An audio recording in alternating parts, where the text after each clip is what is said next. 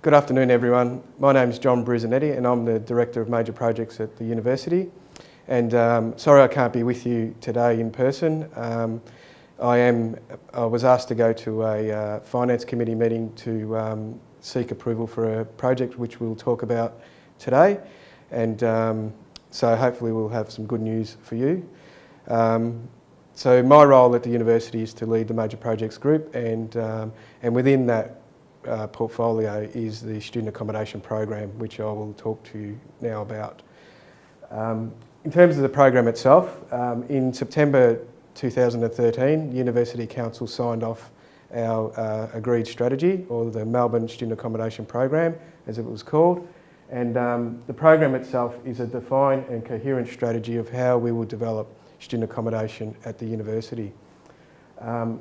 Its target is an increase of 2,000 beds by 2020 through a various number of means, and it's a series of projects predominantly making use of existing sites, but as you're probably aware, we did purchase a site on Royal Parade, which is part of the strategy, and again I'll talk a little bit more about that when we come to it. In terms of how we'll procure the projects, well, there are a number of different and varied ways we could do that, and they will be matched to each individual project. So it's not one size fits all. It'll be a different array of procurement methods to fit the viability of each project as we work through them. The project, or the program itself, also outlines how we'll work with the colleges, so the relationship we have with the colleges now and how we see them integrated into the overall program itself. And we're doing a fair bit of work with the colleges, talking to them about how that can be done. And lastly, it seeks to outline operating models. So how will we operate the facilities, whether they be internally operated, so do we build up capability internally to do that, or do we go outside the university and work with, say, the colleges or other providers to deliver those programs. In terms of the actual program itself, there's some key principles that were agreed by Council, and the first one is that the projects need to be self-funding at an absolute minimum. So what that means is projects need to be viable. We won't be developing projects that don't pay for themselves, and so if they don't generate a return or break even, then they won't be pursued. So that was a key criteria. The second principle was it had to focus on affordability. So given our student or the cohort that we're trying to attract, affordability is a key part of the program, and keeping rents down as much as we can. Again, making sure that the project is viable. The third point there is cater for a diversity of needs. Again, it's the student cohort that we're targeting, undergraduate, graduate, postgrads, those kinds of things. So we're not targeting one specific cohort of student. It's going to be a broad range of mix of student that we're going to progress with. And lastly, again, as I've mentioned before, it needs to be complementary with the existing college accommodation, and that's just one component of it. So as we work through the program, again, we're going to liaise with our college representatives, and we'll continue to work with them to develop the program. So the next thing we come to is the accommodation projects, so all the projects we've got planned in the pipeline, and the first project there is the Leicester Street project, and I know a lot of you know about the Leicester Street project but probably don't know the detail of the project.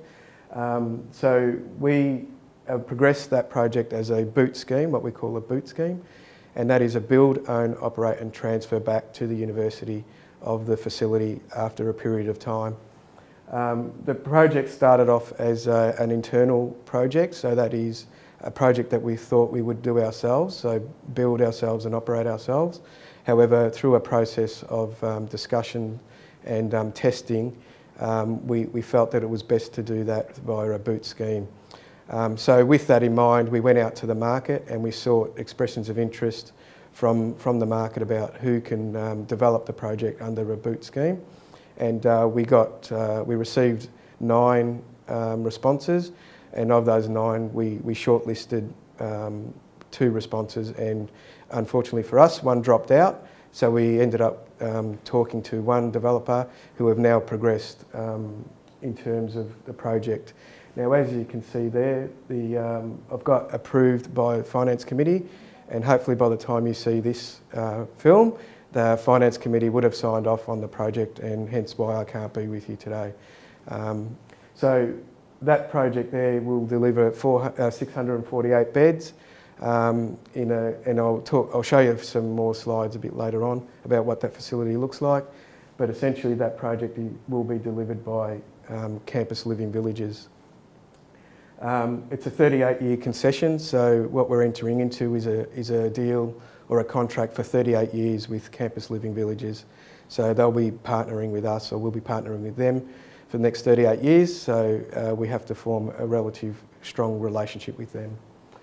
The next project that we'll develop is the 303 Royal Parade, and that, as you may have read in the media, we purchased that site probably around 3 weeks ago, and that was for the express use of student accommodation. So we'll now start developing that project. So the first thing we'll do is to determine what that can yield in terms of the project, or in terms of beds. So associated with the 303 Royal Parade site was the properties at the back, so they came as a package. And the back site has 5 terrace houses with a car park, and we're not sure how we'll develop the back. The focus is on how we'll develop the front properties on Royal Parade, and then we'll again work through a process of determining and deciding how we'll work with the back properties. Hopefully that yields about 200 to 300 beds, but it could potentially be a little bit more or slightly less depending on how the designs pan out. The next item, or the next project, is the Old Royal Women's site, so the Cardigan Street site. Again, we're looking to develop the back of the Old Royal Women's site, and that potentially could yield 200 to 300 plus beds depending on how we configure the building, and if it's integrated into the Carlton Connect project itself. We're doing a fair bit of work on rezoning at the moment, and working with the council on how that will be rezoned, and the outcome of that rezoning will determine how we progress. The next project is the redevelopment of the Student Union building. So that's quite a large development in itself. The starting point for number of beds is 600 beds. However, that has the potential to be upwards of 800 beds, 900 beds. Again, depending on how we develop that site and how high we can go on campus. That redevelopment is in very, very early stages. There's a lot we need to understand with the building itself, and a lot of reports that we need to seek in terms of understanding what we can do. And they relate to who's in the building, leases, who's going to move back into building once we develop, and the retail strategy that's being developed currently by Property and Campus Services, and how that fits into the development. Another project is working with the colleges, so expanding the college accommodation, and that could yield around 340 to 400 beds, again depending on the developments, and that's across the 5 colleges. So again, it's about working with them and understanding their needs, and understanding how they want to develop, and whether we partner with them or they go it alone. So again, discussions on those will be ongoing. And lastly, I've got other.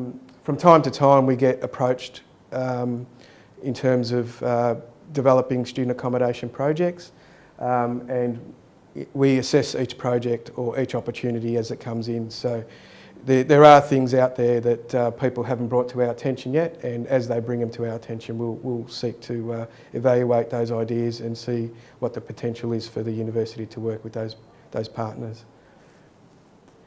In terms of Leicester Street itself now, again, going back to what I was talking about a little bit earlier, Leicester Street is the first of its kind in terms of a project that the university is undertaking, and there's some key points to note with the project itself.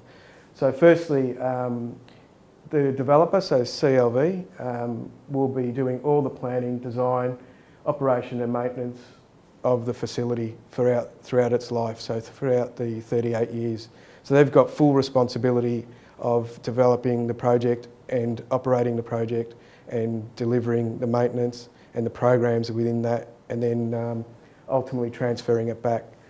So the concession term is for 38 years. The actual contract itself is for 40 years. However, the first 2 years is a build portion. So we actually view this as a concession term of 38. However, the contract is for a 40-year term. In terms of when the project will start, well, hopefully after today, after Finance Committee signs off, by the end of the week we'll have signed contracts. So before Easter we should have all the documents signed by ourselves and CLV, and we'll see construction start on site hopefully in the start of May.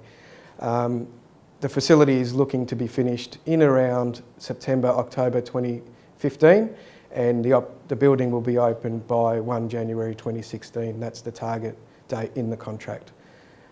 So in that time we will be working with them across various aspects of the project, but most notably we'll be working with them to help fill the facility.